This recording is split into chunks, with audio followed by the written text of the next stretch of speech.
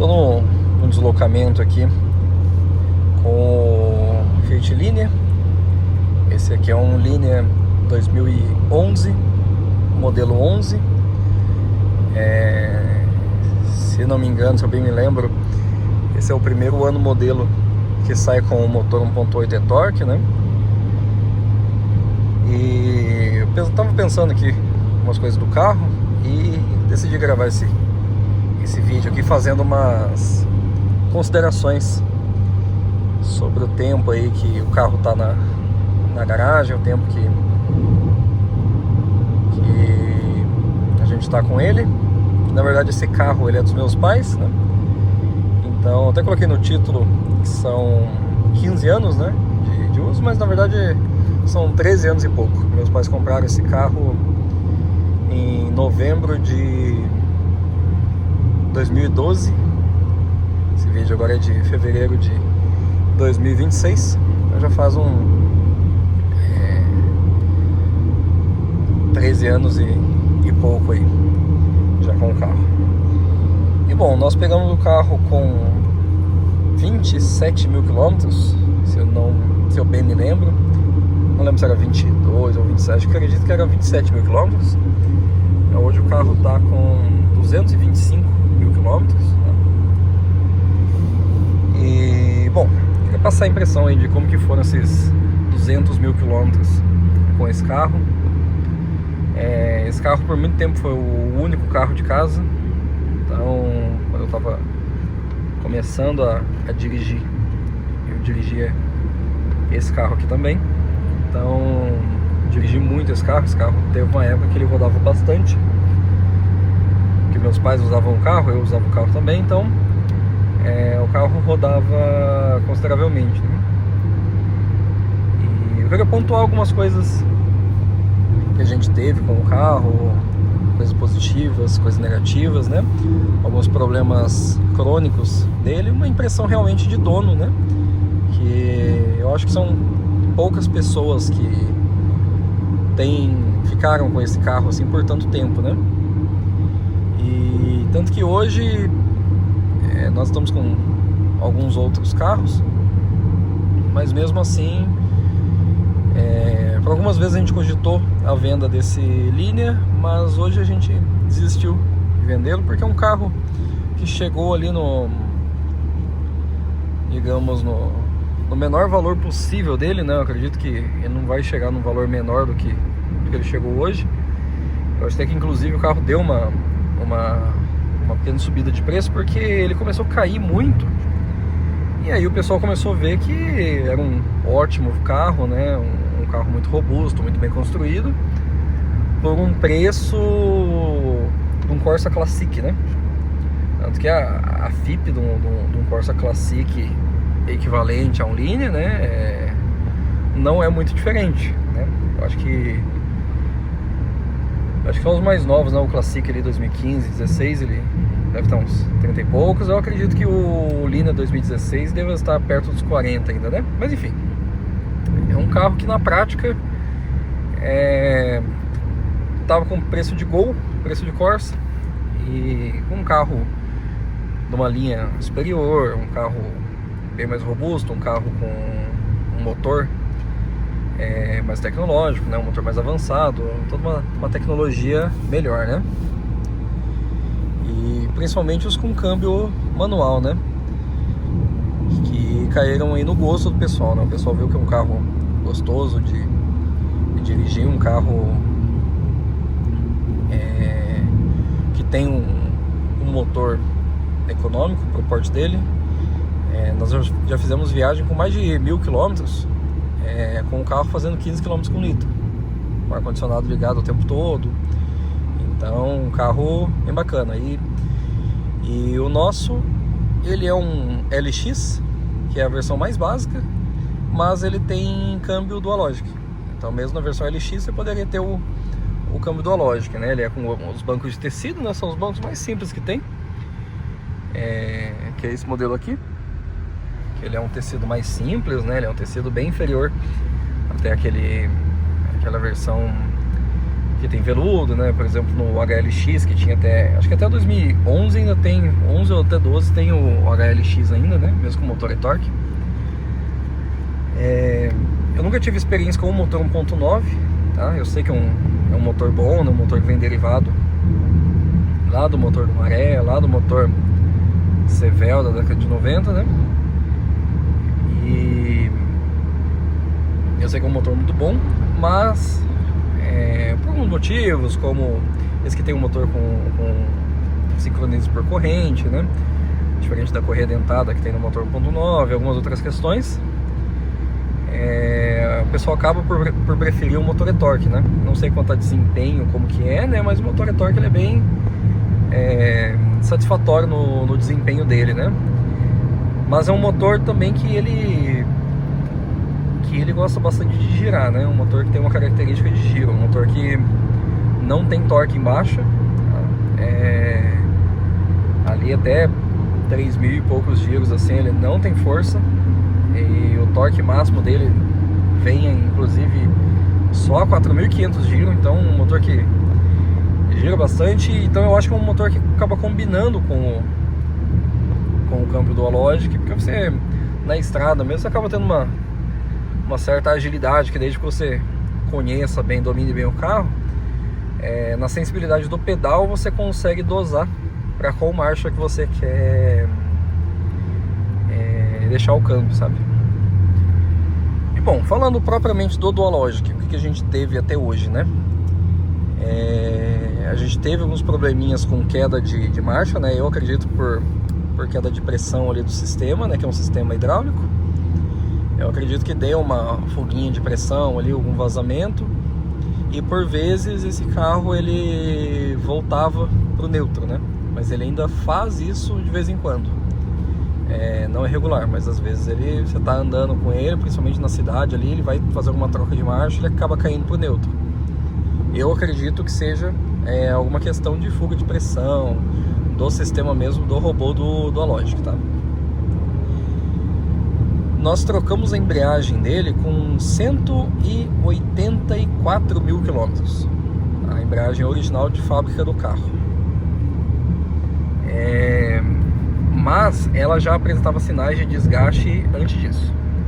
Então ali, quando o carro estava com 170 mil quilômetros, ele já estava ruim de usar, sabe? Nós que acabamos retardando um pouco essa troca, até por conta do receio, né, de levar para algum local para fazer essa troca de embreagem. A gente acabou retardando um pouquinho essa troca, né, esperando um pouquinho, e fizemos com 184 mil quilômetros. Coloquei um kit da Valeo e tá aí funcionando legal. Ainda não tem apresentado grandes trepidações nem nada, a troca de marcha tá ok, e estamos com 225 mil quilômetros, né? Então passaram-se aí um pouco mais de 40 mil quilômetros da troca. Um ponto que eu gosto muito desse carro é o funcionamento de suspensão dele e a durabilidade de suspensão, tá? É importante pontuar que a traseira, aqueles coxinzinhos, né, as buchinhas que ficam no amortecedor, é comum elas gastarem um pouco rápido, tá? Mas ela só vai fazer algum barulho ali se der algum fim de curso muito forte. Como esse carro tem um curso consideravelmente longo de suspensão, eu não vejo muito problema nisso, tá? A suspensão traseira, os amortecedores traseiros, nós trocamos com 180 mil quilômetros, tá? Ainda estavam os amortecedores originais, eles não estavam tão cansados, o carro não estava pulando assim, não estava nenhum absurdo, mas nós trocamos com 180 mil. E o kit de amortecedor dianteiro nós trocamos com 210 mil quilômetros, tá? Então nós trocamos com uma quilometragem já bem considerável, né? Um carro aí que rodou estrada de chão, sabe? A gente nunca teve muita dó desse carro, né? Um carro que ele foi realmente usado como se deve ser. Como deve ser, né? E até uns 130 mil quilômetros ali a gente trocava de óleo a cada 10 em 10, né? 10 em 10 mil. E é o que a fábrica recomenda, inclusive. Mas como a gente acaba fazendo uso severo do carro, né? O carro não roda até esquentar o óleo, até chegar na temperatura ideal ali de funcionamento, então a gente sempre não, desde os 130 mil quilômetros mais ou menos a gente começou a trocar de 5 em 5 mil o óleo de motor, né, e o filtro de óleo. Algumas vezes quando usava muito em estrada, nós trocava com 7.000, 7.500. E é um motor que ele costuma baixar um pouco de óleo, né? Ele tem alguns problemas de vazamento, inclusive a gente está com alguns vazamentos aqui no motor, estamos buscando corrigi-los. Esses problemas, posso citar ali principalmente a junta do cárter, é onde o e-torque mais vaza óleo, né? Aparentemente no sensor nós estamos com vazamento também, no sensor de óleo. E também na junta da tampa de válvulas, tá? Para quem acha que só os GM que tem vazamento de óleo, o e-torque ele vaza bem óleo, tá? Até pela origem dele, né? Não sei se vocês sabem, mas o motor e-torque ele é um motor que a BMW fez logo que ela adquiriu a Mini, né?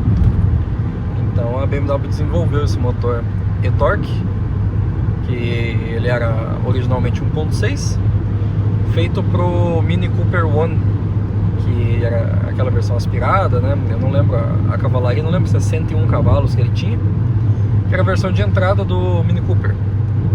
Então a BMW fez esse motor para aquele carro, e depois a Fiat veio a comprar esse projeto, e aí o e-torque nós temos ele tanto no 1.6, né, que é a medida original, quanto no 1.8, né? 1.8 que não é tão 1.8 assim, que na verdade ele é, se eu me lembro bem, 1747 cilindradas, né? Então ele é mais para 1.7 do que para 1.8.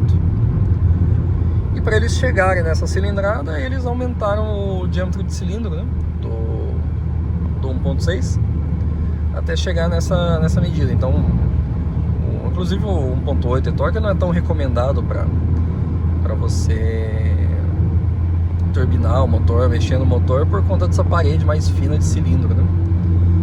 Coisa que no 1.6 você não tem esse problema, que ele é a medida padrão, né? A medida original foi desenvolvida mesmo pro carro. Então, parte de motor, a gente tem esses vazamentos. Fora isso, esse motor é um tanque de guerra, tá? O motor e-torque é um motor muito resistente, um motor muito forte. Nós sempre buscamos usar um óleo bom,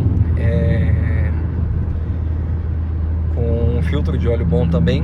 Então, esses tempos nós fomos trocar a junta da tampa de válvulas, e ao tirar ali a tampa de válvulas, a parte de cima do motor tá perfeita. É um motor motor com 225 mil km que está completamente saudável. E tanto no uso também, ele é um motor que se percebe que ele continua perfeito, da mesma forma que ele estava 150 mil km atrás. Desde quando pegamos o carro, ele continua com as mesmas características, na verdade. Falando do sistema de arrefecimento, a gente teve bastante probleminha, tá? Probleminha que eu digo vazamento, tá? Porque ele ainda é um carro que está com a válvula termostática original do carro. Ele ainda está com a bomba de água original do carro. Então é um carro bem original ali na parte de arrefecimento ainda. Ele sofreu, os Liners eles tinham um problema crônico, acho que os Bravos, os Puntos também, um problema crônico no radiador, e o radiador deles sempre vazava na parte de cima ali. Então, isso quando novo, tá? A gente teve esse problema aí, o carro tinha 30 e poucos mil quilômetros. Eles tinham um rachado ali na parte de cima, que ele acabava pulverizando o arrefecimento ali. E eu lembro até que uma vez nós fizemos limpeza, né? E por ignorância, né? Foi colocado água pura, né, no sistema. E aí não tinha como achar o vazamento, né? Porque como ele vazava ali em cima, ele ia pulverizando essa água, né? E ele já como se diz, a água já virava vapor ali mesmo, né, por conta do calor. Então nós trocamos o radiador desse carro, esse carro é bem novo. O radiador que está no carro, ele tá vazando faz tempo, a gente não conseguiu parar ainda para mexer. De uns 5 anos para cá tivemos problema com selos, né, mas o problema com o selo é por conta do arrefecimento, né, por conta da falta do líquido correto de arrefecimento, né.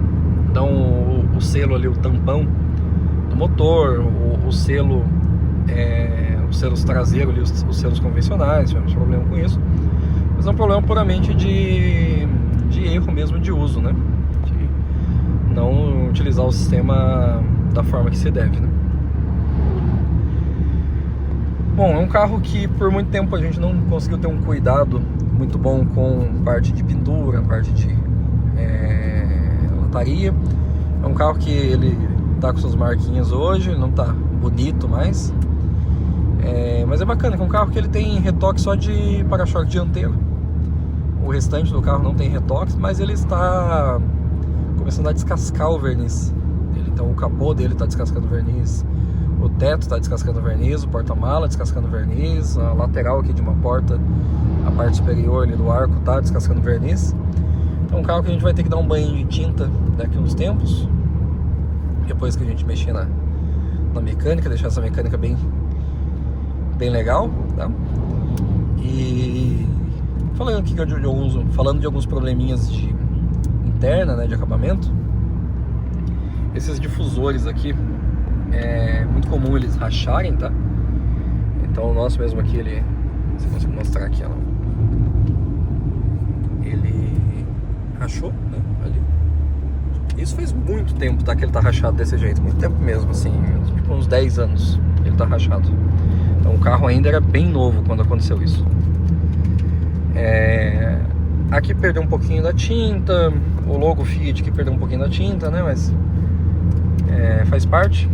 Os espelhos aqui do quebra-sol, é bem comum ele dar problema aqui, tá? O nosso faz tempo já que ele tá assim, e é difícil, porque se você vai trocar, colocar um usado, normalmente ele também tá com esse problema. Então não tem muita solução, né? Nós tivemos problema aqui também com a chave de seta, que é um problema bem comum de acontecer, que a gente dá a seta, só que ela não volta a seta sozinha, automaticamente, né? Então a gente tem que trocar esse kit todo. Tem novo por uns 400 e poucos reais no Mercado Livre, não sei se é a original de fato. E também a chave de seta, ela parou de funcionar a luz aqui, a iluminação. Então ela tá o tempo todo ligada. A gente liga o carro, ela já acende o farol. Erroneamente, né? Não poderia estar desse jeito. As travas de porta, nós tivemos alguns problemas com elas, né? A trava do motorista aqui, quando eu destravo, o correto seria ele destravar as outras portas, mas ele não tá fazendo dessa forma. Deixa eu pausar o vídeo aqui. Eu ia pausar aqui para passar no pedágio, mas tem uma filinha aqui, então eu vou esperar, que não tem sem parar. Tem que esperar na fila.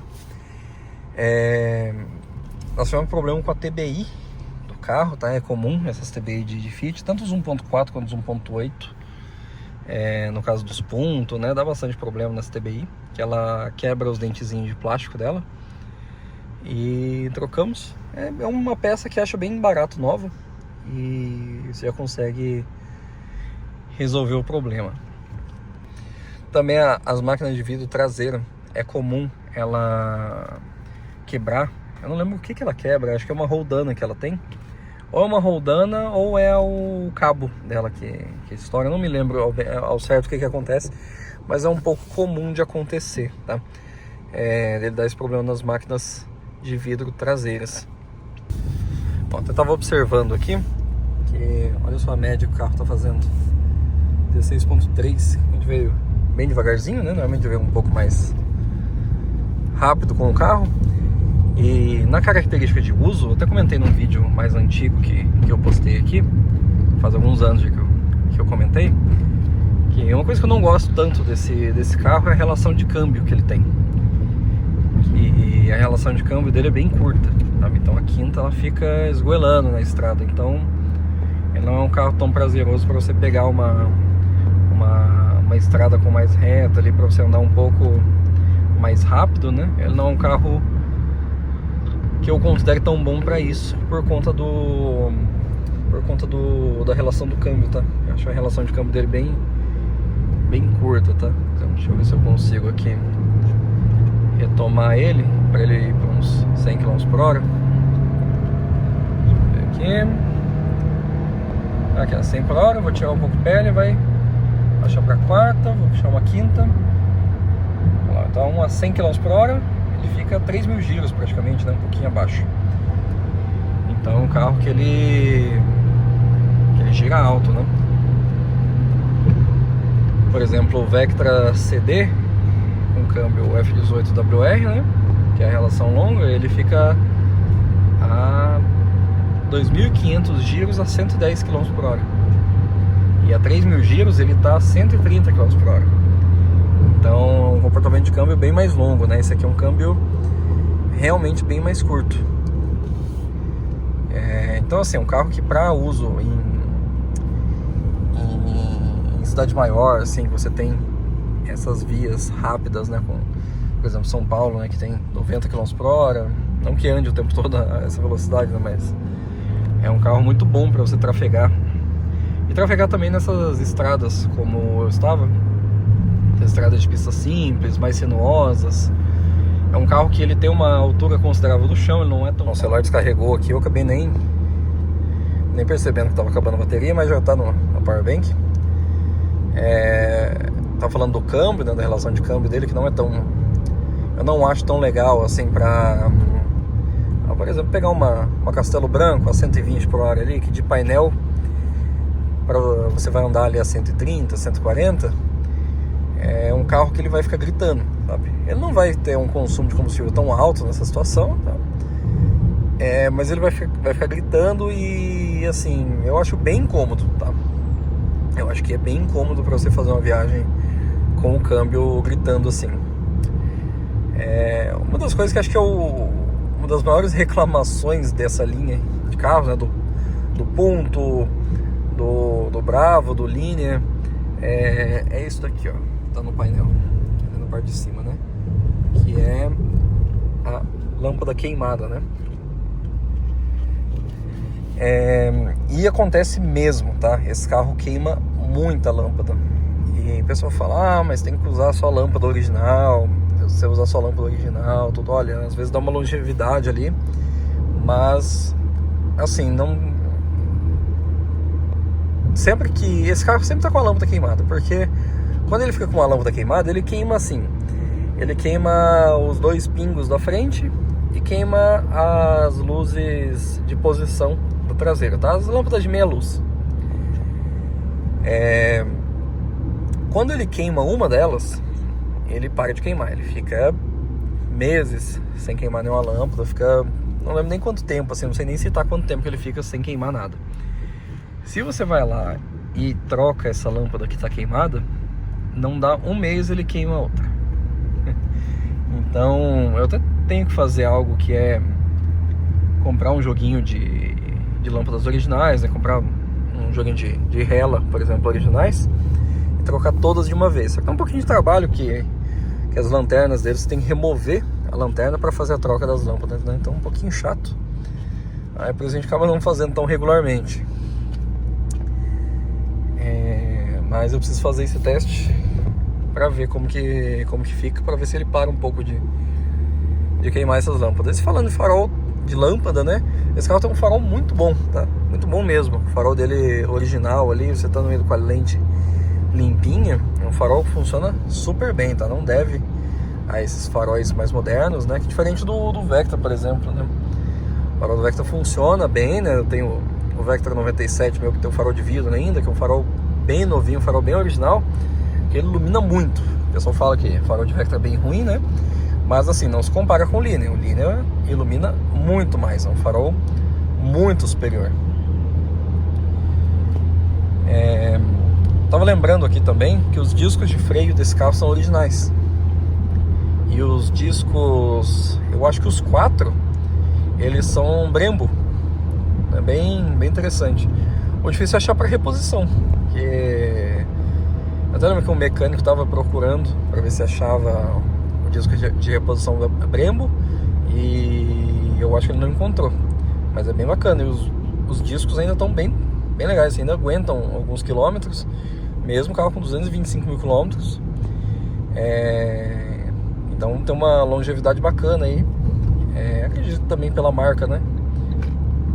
Acaba dando uma longevidade legal, tá? E bom, é um carro que a gente cogitou seriamente vender 2 vezes ele. Ou melhor, nós cogitamos 2 vezes vender ele, né? E nós acabamos desistindo dessa ideia de vendê-lo. E principalmente por conta do valor do carro, né? Que hoje ele é um carro que não tem valor. Ainda mais essa unidade aqui, que está com a quilometragem mais alta, que está com a pintura ali, com o verniz um pouco queimado. Então, fico pensando, né, quanto que valeria um carro desse? 20, 22, 23 mil reais, talvez? E o que você compra, né, com 22 mil reais? Que tem algo perto dessa qualidade aqui de carro? Não tem mesmo. Os próprios Vectrinhas aí para comprar algo de qualidade nessa faixa de valor é difícil, embora seja o que deveria valer, né? Mas é difícil conseguir um Vectrinha bom aí na faixa de 20 mil reais, por exemplo. É algo que quando aparece o carro some. Teve um carro aqui que eu vi esses dias que foi anunciado a 20 mil, um Vectrinha CD, sem teto solar e com câmbio automático. Então assim, uma configuração que não é tão desejada assim. Nessa faixa de 20 mil reais, o carro vendeu no dia. O carro era bonito, tudo, mas o carro vendeu no dia. Agora esse carro aqui, acho que mesmo se eu anunciar por 20 mil reais, eu não vou vender ele no dia. Vai ter que esperar um pouco, o pessoal vir. Aí o pessoal vai bater o olho na quilometragem, vai falar, nossa, mas o carro é muito rodado, tudo. Então, a gente acabou desistindo de vender esse carro. Nós estávamos com um Gol que surgiu de oportunidade mesmo de comprar. É um Gol G3 que estava bem novinho, o carro estava com 150 mil quilômetros, mas bem novinho, 2002, com o motor já é A111, a gasolina, o carro um binga de econômico, fazia 12, 13 km por litro na cidade, o carro tinha direção hidráulica, bem legal o carro, e a gente optou por vender ele ao invés de vender o Line, até porque o carro já tem uma história em casa, né? Então a gente optou por ficar com o carro. Inclusive o Gol, esse G3 eu acabei nem mostrando aqui, nem fazendo o vídeo dele, por conta da correria. Mas, bom, eu acho que era isso, né? Mais uma conversa mesmo aqui sobre o carro, né? Como o pessoal chama, o negócio de chamar uma opinião do dono, né? Eu e meus pais, a gente gosta muito desse carro aqui, muito do Linea, porque é um carro que a gente usou muito, viajou muito com o carro, usou no dia a dia. É um carro que socorreu a gente quando a gente precisava, né? Quando outros carros não estavam em boas condições, esse aqui estava, ele sempre socorreu. Então, é um carro que a gente tem um carinho, é um carro que a gente possivelmente não vamos vender nunca, vamos ficar com o carro na garagem, né? Que ele sempre vai ter um motivo para continuar com ele. E é isso. Se você quiser ver mais conteúdo de Linea, escreva aí nos comentários, né? Se tiver alguma coisa específica, alguma dúvida específica, eu posso gravar aqui com o carro, né? Qualquer dia eu posso mostrar o carro por fora também, externamente, embora não esteja nada bonito. E bom, se eu te ajudei alguma coisa com a nossa conversa aqui, dá um like aí no vídeo, se inscreve aí no canal. E é isso aí.